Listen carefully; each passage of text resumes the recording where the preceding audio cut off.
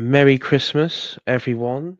This is a recording, but I plan for this to go out during Christmas over the Christmas period. And today, as the title suggests, I'm going to be covering my top 10 fiction novels for 2025 that I recommend, that I've read this year, and I recommend for all of you to pick up and just share some, maybe some of you already have, but for ones that haven't, these are I'm picking out some stories which I think resonate with me and may resonate with many of you. Themes, um, characters, uh, you know, just the general, feel of what these stories produce. And just to clarify, there is no like this isn't like brand new novels written this year. This is from from I think some of these novels range from like the 1920s to present, as I think the oldest one. So it's throughout the uh, decades and so on. So yeah, this is my top 10, and I will make a start.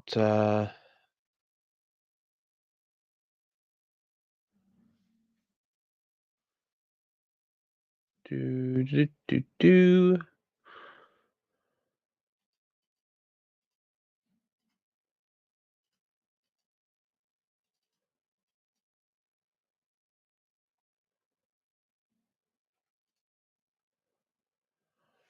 Okay, so top AI top 10 novels for 2025 begin.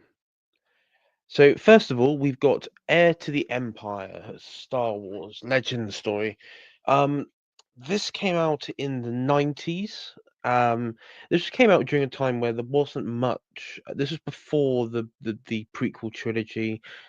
I mean, Star Wars at this time was, you know, Star Wars media was somewhat non-existent. You had I think you had like some of the first uh video game um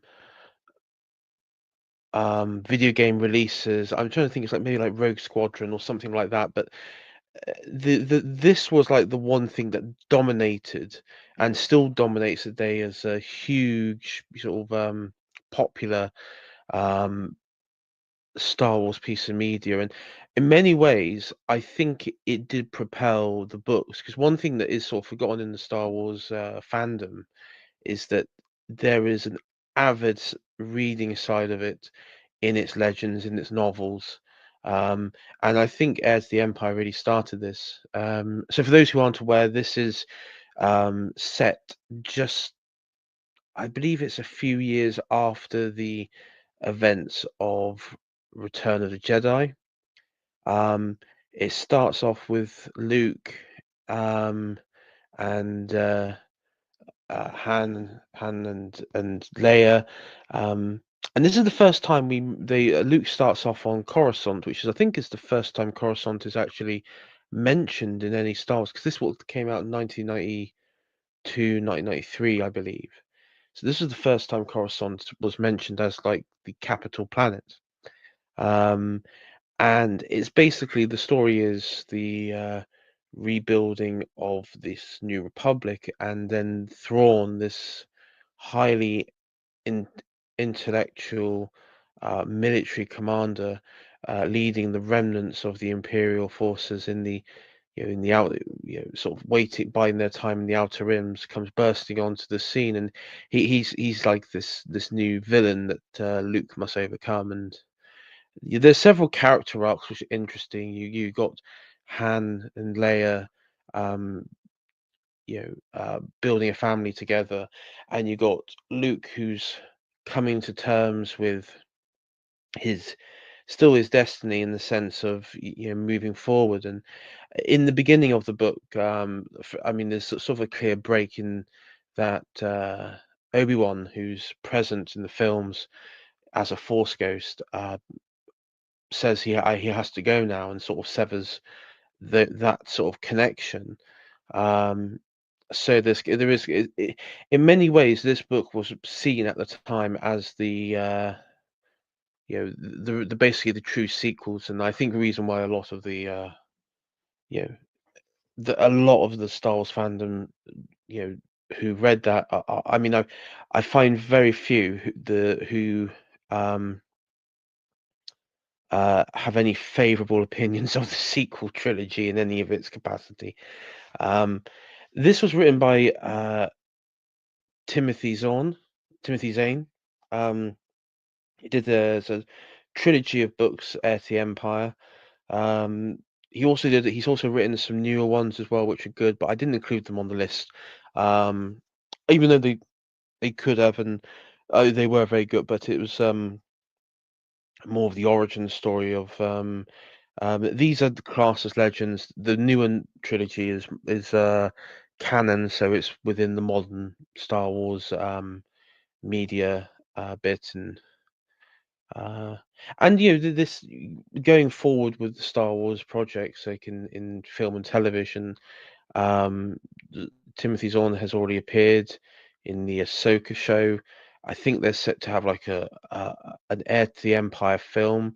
So this particular novel had a huge cultural impact, because a lot of these novels can be a bit sort of throwaway, like spin-off sort of interesting stories. But this one has had a very significant impact in the Star Wars fandom and its influence.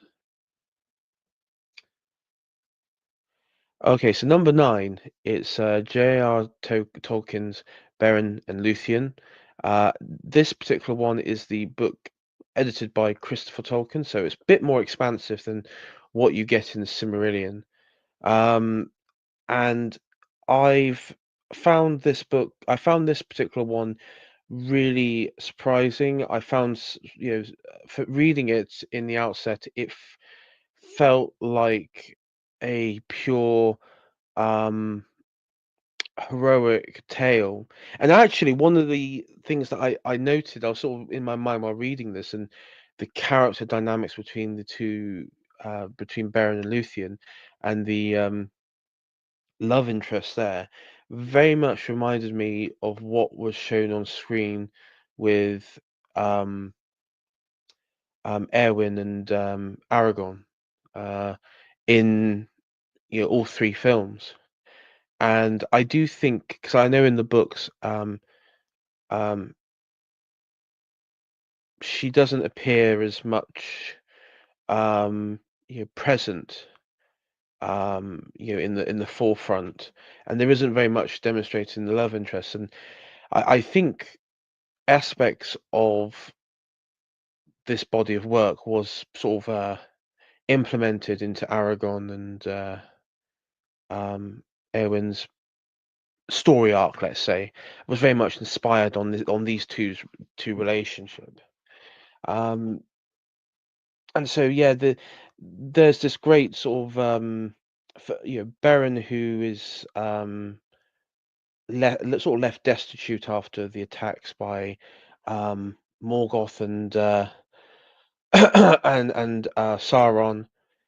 He's forced to flee into woodland, and live very much like a Robin Hood style landless noble lifestyle. And then he comes across, he makes his way into the Elven Kingdom, and sees Luthien has this sort of angelic um, presence about her, which really attracts Beren. And he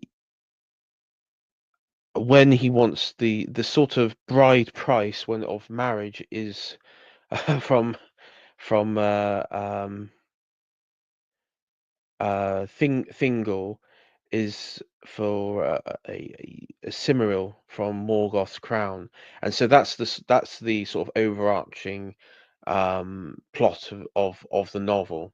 It's very condensed into the Silmarillion, the chapter in the Silmarillion, but the novel sort of expands upon it. It's not everyone's sort of favorite one, but I think it's quite um important Uh, Also understanding sort of the impact it has on the characters in the book forward, the relationships, the lineage of excuse me, of uh, characters who feature in there because of this story. Um, in many ways, I've always said that if Peter Jackson, without any, you know, pressure from subversive elements in Hollywood or anywhere else, if he was able to have the same crew and the same vision from his time making it in the early 2000s, free from all the crap of you know that exists today, this would be a really good film to adapt. Um, be a book to adapt into a film. I wouldn't do like a TV show. I'd do it as as a film, but probably manage to drag it out into three films or something like that. But yeah, and of course, going on the theme of J.R.R. Tolkien, Lord of the Rings. Um, needn't say too much because everyone I think is sort of. I think most people in our circles have read it. If you haven't, I would say go and read it. There's um, especially that there is a large parts from the film that are missing. I think there are, especially in the first book, The Fellowship, um, chapters and characters. Of course, we know about Tom Bombadil and stuff, but the I think the beginning in the films, one of my main criticisms, and I still have this today, is that the exit from the Shire and the gravity of the situation, I think, is better demonstrated in the book than it is in the film. I think in the book we have um, the. I think what's the best is you have like the community level secrecy, where you have Pippin and Merry who actually work together to basically concoct this narrative to get to get Sam and Frodo out of the Shire without sort of raising any suspicion, knowing that the enemy has eyes and ears, and that there isn't too much chatter, and they have like that dynamic of the if people have lived in small villages, you know there's always like you can't really do anything without everybody knowing your business, and for me that's sort of the bit in the beginning that I like, and you have like you know you have the beginning chapters where you have the hobbits who become more attuned to the threat and also embracing more heroic archetypes. And I think Tom Bombadil, he helped Frodo overcome, for example, that basic fear, particularly in the Barrow Downs chapter, which was the sort of point of even though he helped and came to their rescue, it sort of set them on the path that we see in the rest of the story. And he's kind of, I mean, in many ways, he's kind of like that sort of Merlin, uh, Obi-Wan Kenobi figure more so than um, Gandalf, but he but also plays that role as well for them. Right, so this one is by Adrian Goldsworthy. I've referenced Adrian Goldsworthy before. He's written uh, biographical and historical books on the Roman world. The more recent one he did, he produced this year was the Lion and the Eagle, about the relationship between Rome and Parthia slash the Sassanid Empire, and then of course the Islamic Caliphate towards the end. It is a exceptional novel. This takes place in Roman Britain, just I believe during the reign of Emperor Nerva. So that was the one just before Hadrian. Um, and I think just after Vespasian, or some town around there. Um, and it's set at the Roman fort along the um, frontier wall, which would become the Hadrian's Wall at the fort of Vindolanda, um, which you can go to today in Northumbria. I have been there a couple times, and it is, in many ways, it's like it's sort of developed into a town. But that being said, it is a place you can visit, and where it's set, and it's set around this sort of Romanized Brit called Ferius Felix, who has to, or Ferox, I should say, Ferox, who develops, who has to sort of deal with this conflict, the conflicts between the native uh, Britonic, Celtic populations, which he's a part of, but also obtaining and maintaining Roman law and order. And you have like these remnants of Druid fanatics, um, increasing of Roman control, and this all culminates, of course, into this battle. And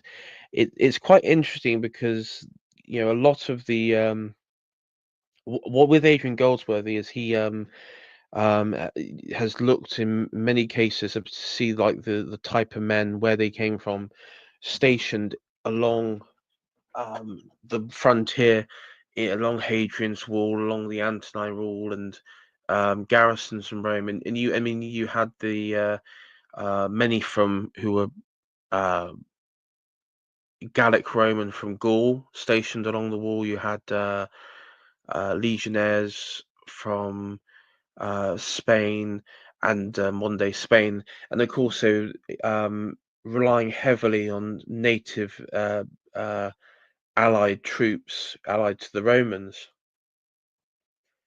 um, across Roman Britain, and just seeing the dynamics, how they treat each other. Um, I guess you could say the sort of conflict, and um, in many ways, dare I say, there's sort of like racial awareness, and the fact of the matter is, that you picking a side in this huge this conflict that would sort of bubble up, and obviously eventually the Romans were put down, but sort of cementing Roman governance in the province there. All right, so Six is a series called by Anthony Horowitz, called Alex Rider. This one is particularly good for children.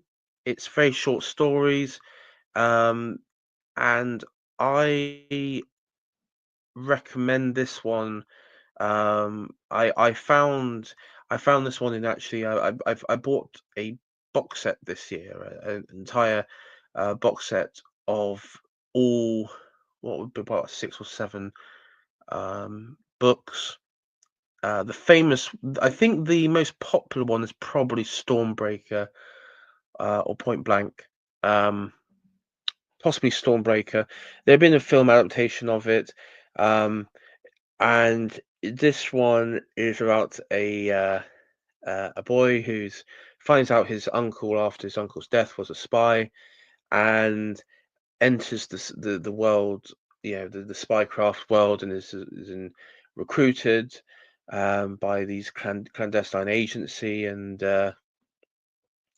works to infiltrate various terrorist and secret government agencies, and what have you. And it's I would say it's very Frederick Forsyth sort of spy novels, and it's really good, and um very British orientated. And I would say that there's on the sort of theme level, it's it isn't really that subversive. It's very much, the Alex Rider here. He comes from a sort of very metropolitan London class, but he isn't like a this isn't like sort of shit lib.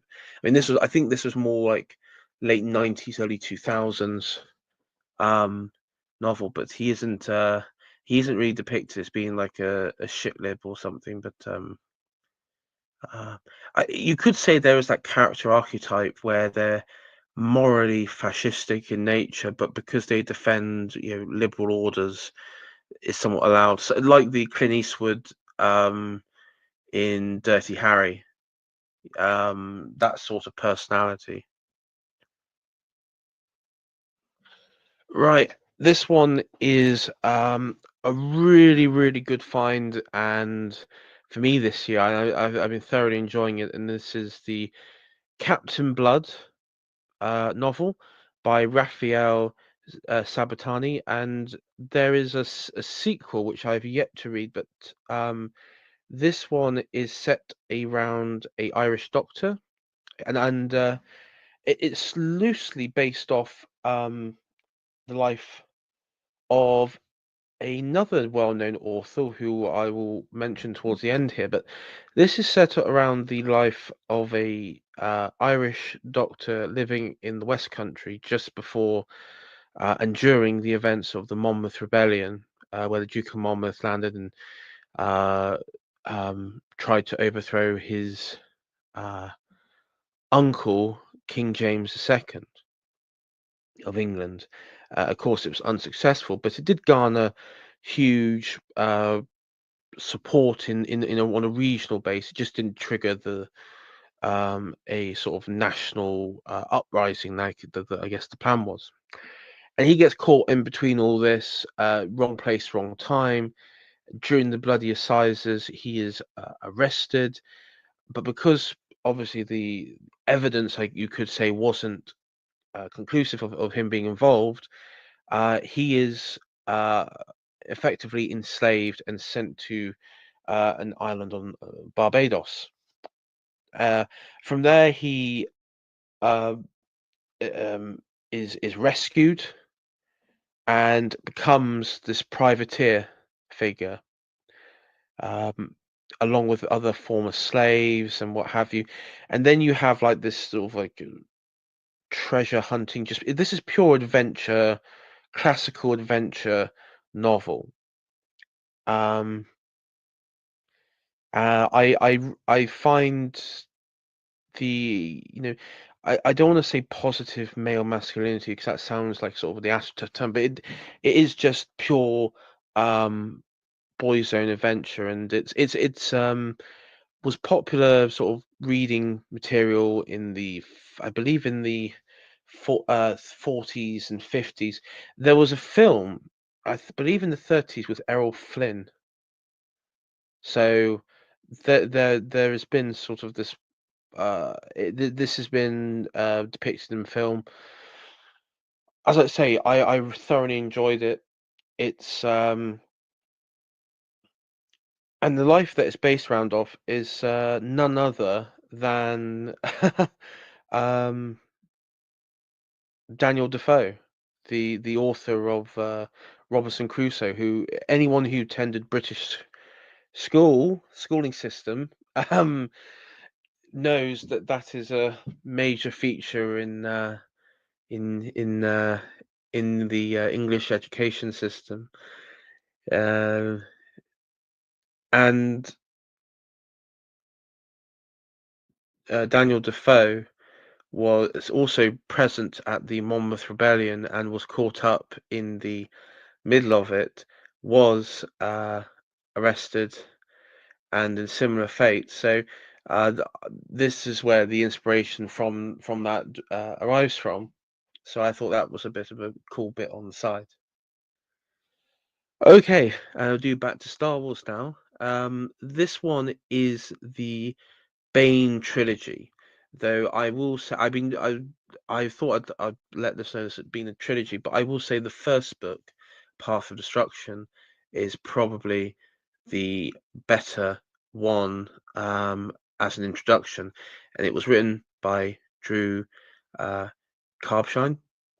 Um, this one is set just over 1,000 years before the prequel films. It shows the twilight, the final, y- you know, the final moments of the great Jedi Sith Wars of the Old Republic.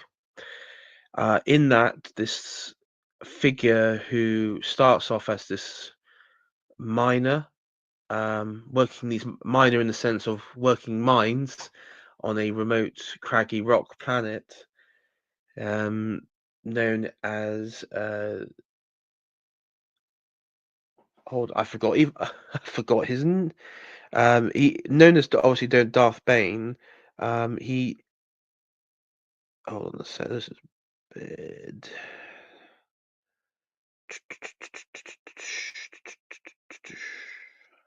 Let me just find his name a sec.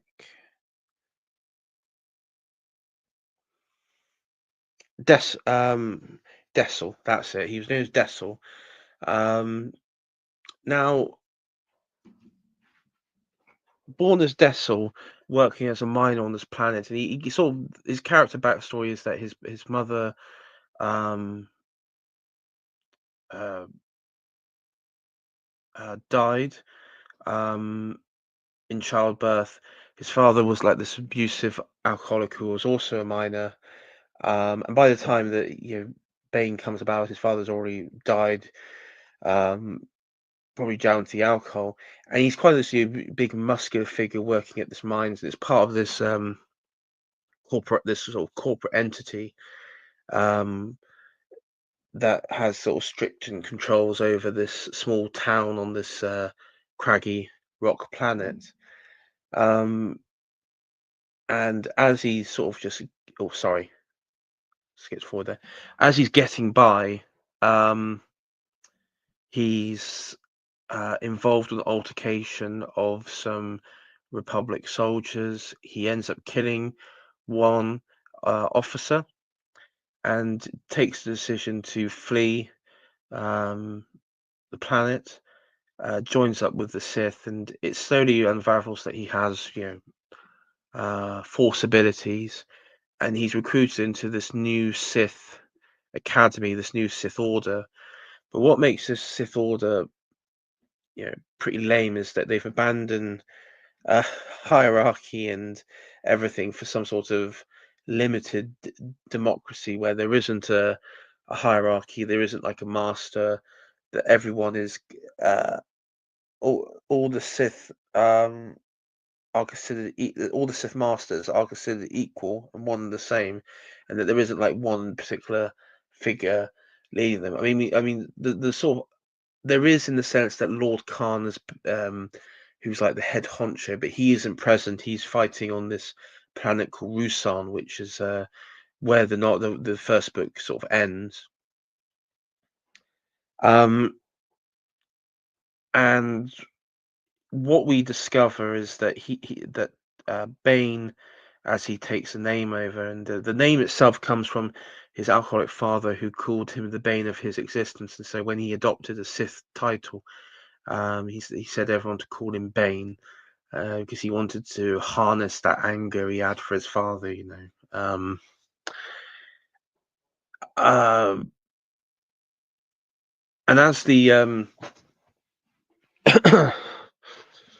as the novel goes on, we see him become disillusioned with the order, and he ends up rejecting its egalitarianism, in favor of the traditional Sith method of sort of hierarchy. And he uncovers these holocrons, and he goes on this separate adventure. And the novel goes between different perspectives, some on the Republic side, like Jedi Lord Hoth and figures like that on the Jedi side, but he ends up going to the lost Rakatan planet featured in KOTOR, Knights of the Old Republic, and he comes across Revan's holocron, and basically there is this belief that Revan states that there can only be that you can't have like a Sith order where you have hundreds of Sith masters, apprentices, and acolytes, and assassins running about the place because they end up just fighting and killing each other because of the lust for power that the dark side produces, and so there can only be all the knowledge and all the power and all the ability needs to be focused on one unit, so one Sith master and Sith apprentice. And Bane sort of builds his own ideology on that, um, where the master has to be um, find the apprentice, and then the apprentice has to kill the master, and that there cannot be like this breaking of knowledge. There's only just until the point where the Sith become extremely powerful. They're the most powerful um, uh, group, the most powerful group in the universe, and that whole ideological reworking is known as becomes known as the Rule of Two, which is what you get into the second book, and also becomes the what is known throughout Star Wars already existing and set out by George Lucas, which was that in the Sith there's always um, and I believe this novel was inspired directly by words and content produced by George Lucas from behind the scenes, that the Sith killed themselves into extinction, and that what came was Bane's Rule of Two. And like Heirs of the Empire, Bane is influential in Star Wars, and not just in novels but in uh, TV and film, and has been mentioned several times, and even featured in I think a Clone War episode as a um, uh, yeah, in a Clone War episode. I think not like a Force Ghost, but like a hologram or something like that. And so yeah, I recommend this one. It's interesting. It shows some sort of elite theory in the sense of building up a rival castle in secret, and also sort of using early like there's a sort of like element of Latin American communist guerrilla element to it as well, like in the second novel. Sorry, not the third novel, where you have just sort of like getting involved in low level executions of political figures in the Outer Rim, and find the fames of separatism, just things like that. And this is set, of course, 1,000 years before the event, so you have 1,000 years of um, the Star Wars, which I think is now called the High Republic, but I won't get into that. It's a load of nonsense. Right, the third one is The Winter King, a novel of Arthur by Bernard Cornwell. This one I thoroughly enjoyed. It's incredibly the novel itself is incredibly true to the period. It's not so much based in myth. It's strongly sort of historical themes to it that would of the time. And so what you have is you have the sort of the remnants of the Romano Brits, uh, and the emerging Anglo-Saxon um, governance in England, and you see the dynamics between the two and the fight back to keep the Anglo-Saxons at bay. And it's told through the story of a monk at the beginning of the novel, who is a sort of half Anglo-Saxon, half uh, Romano-British Celt. Um, I find that it, you know, it, it plays on the knightly heroic element, the Arthurian legend, but applies it to um, I wouldn't say base, but more practical historical elements that has been um, that you could easily see being true to form. Um, I know that there is a TV show of this out there. It's from mine, I watched in preparation for this. I actually saw a bit, and I saw there was a ridiculous number of diversity hires, especially for Merlin on this, and yeah, couldn't watch it. And this is the tragedy with Bernard Cornwell's works, is that when it gets adapted into same like the Last Kingdom, which I absolutely hate. It's just it's awful. It's a terrible depiction of the era, and in not like in the way that clothing, in the way of set design on so many different levels. It's just I mean yeah, forgetting the diversity hires here, it's terrible. But the novels themselves are, I would say, are solid. And of course he's well known for the Sharp series, which is I think the most famous one, if we're honest here. um but this one is a solid number three. This is a solid number three for me. Um, and I look forward to reading more. I believe there's a sequel to this one, um, and in this sort of fighting for his homeland, which I find a very prescient story at the moment. It's sort of, even though it's against the Anglo-Saxons, I would sort of we would be on side with, but I do like the Arthurian legend, and it's something which I hate seeing being corrupted like this. Number two, Eagle in the Snow by Wallace Bream. So Wallace Bream is um, not a well-known author really, because he was a librarian at the Inner Temple at Lincoln's Inn in London. Um, he mainly wrote legal essays and documents, but he did write, I believe there were two distinct novels. It was this one, I think it was Queen of Egypt or something along those lines. I need to double check that one. But Eagle in the Snow is about this um well, first of all, it's centered around the character General Maximus, who is um it's probably the mid 5th century. So this is towards you're looking at possibly 20 odd years before the official collapse of the Western Roman Empire after um, Odoacer's revolt against Romulus Augustus, which, um, depending who you ask, because you had Nepos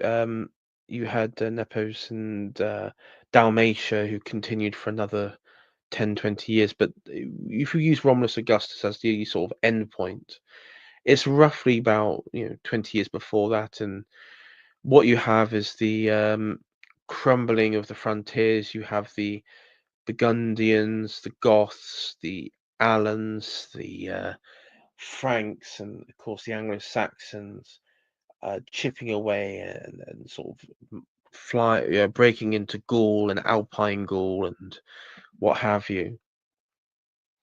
And it it's set in this point where you have the Roman institutions that Wallace that General Maximus is working within, and it starts off with him in Roman Britain as this this sort of administrative figure more than anything else, and he's dealing with what I would describe as like kind of like the modern civil service, where functions are just not working.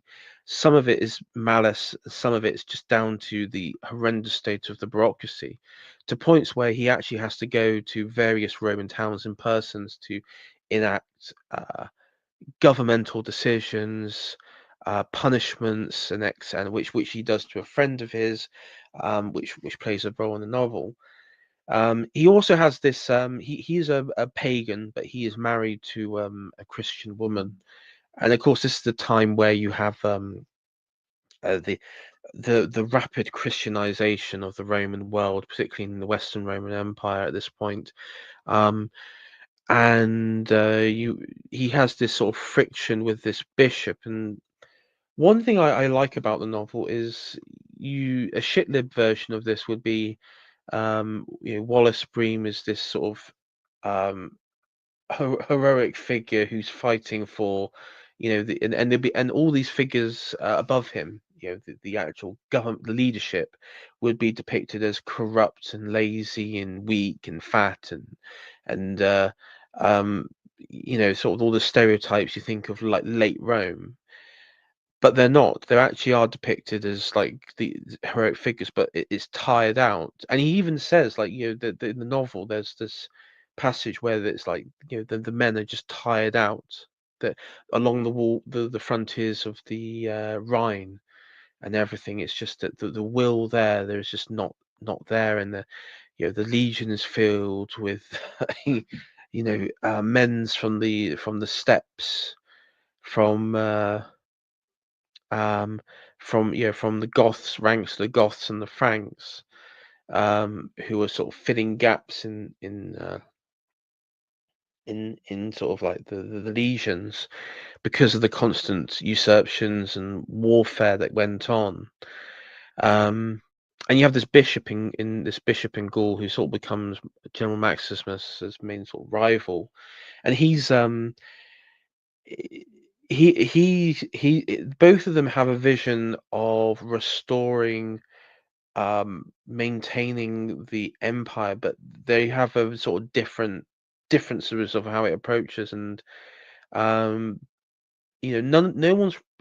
Do you know what the funny thing about the novel is that there isn't like an overarching villain apart from time, and that's one thing you get by reading this, and it's kind of this is the blackpilling element of it, is that time is the villain because as the reader is you would know that this all is going to collapse, that this is not something which the collapse is there. The literally the barbarians not just at the wall at the gates, they actually cross the gates, and they're sort of running around the countryside, running amok and everything.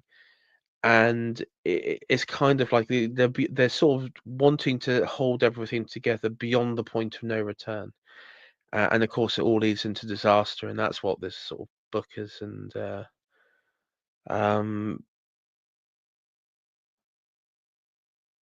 in the Spenglerian term, we're sort of in like that, in the winter. This is the winter period that they were in, and there was I don't and you could say this was a jab at Gibbon, because I know there are many people who are Hellenics and pagan minded individuals today that view it as a Christianity weakened Roman power, Roman rule, which led to the collapse of the Western Roman Empire.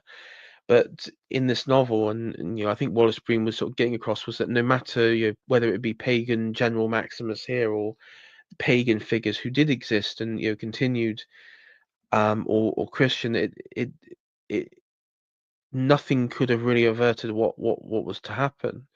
Um, because at the same time, you had the flow in the East, you had this sort of flourishing civilization that it all seemed to be centered around Constantinople and the Western Anatolian cities.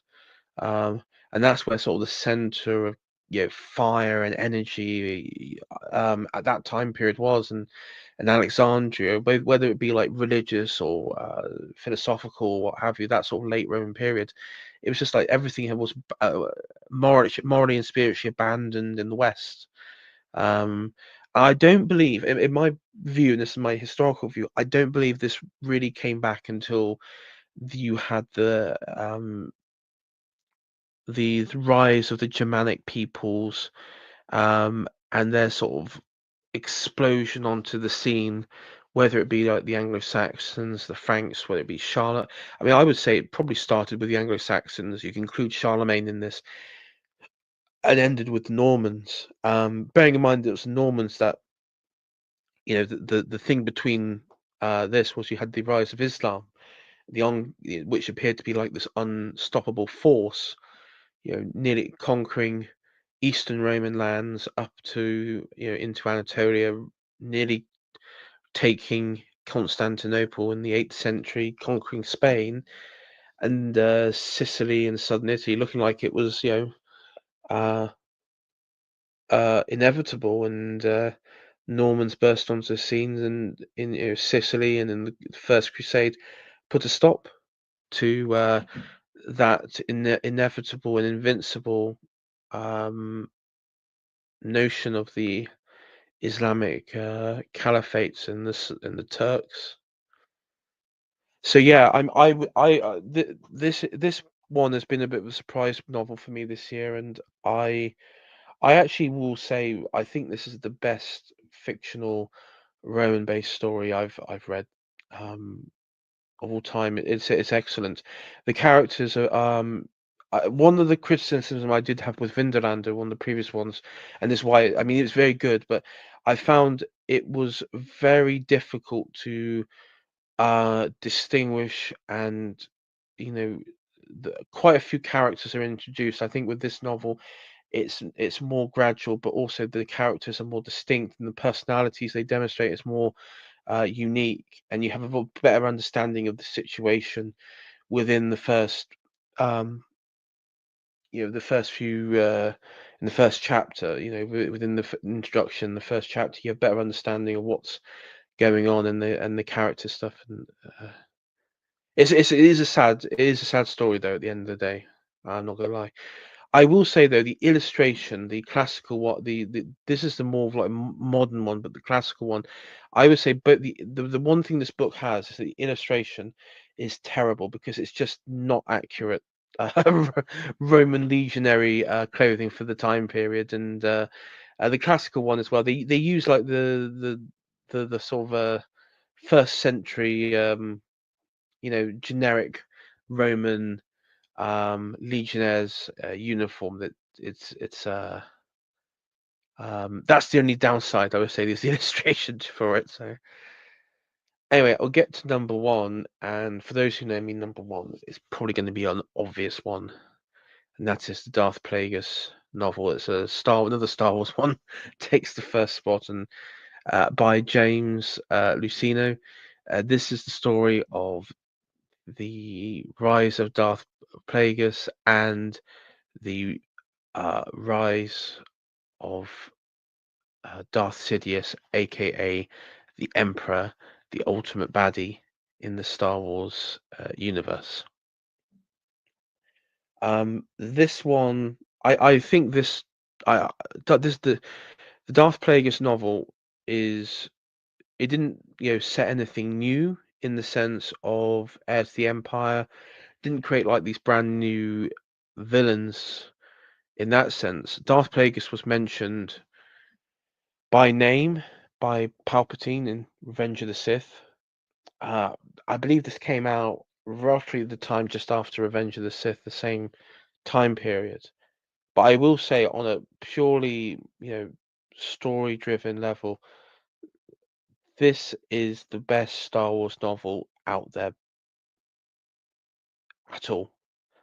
I mean, it's just incredible. Every part of it is um, just on point.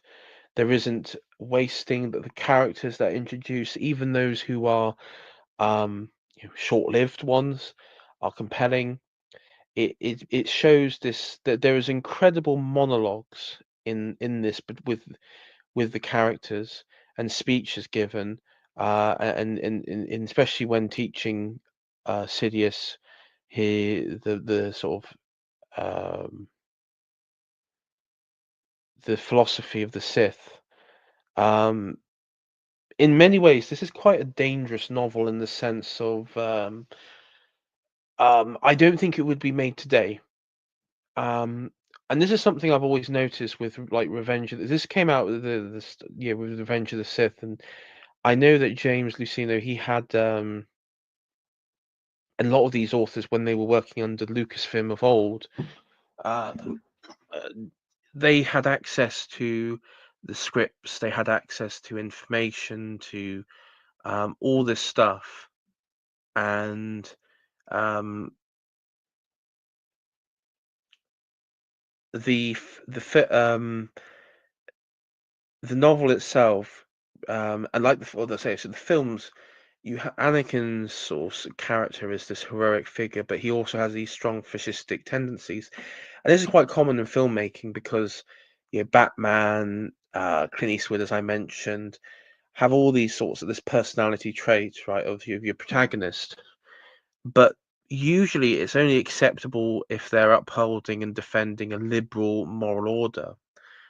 But in Revenge of the Sith, Anakin has those traits, but he's not so much. He's actually subverting it and works to destroy it at the end of the film.